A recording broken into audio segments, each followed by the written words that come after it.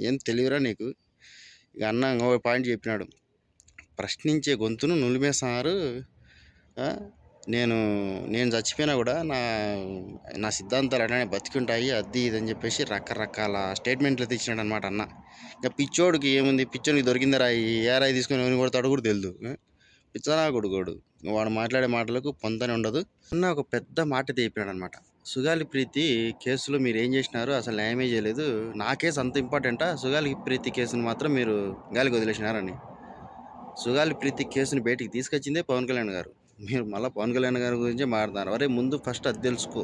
అసలు ఆ సుగాలి ప్రీతి గారి యొక్క కేసు ఏదైతే ఉందో దాన్ని బయటికి తీసుకొచ్చి దాన్ని నలుగురికి తెలిసేలా చేసిందే పవన్ కళ్యాణ్ గారు.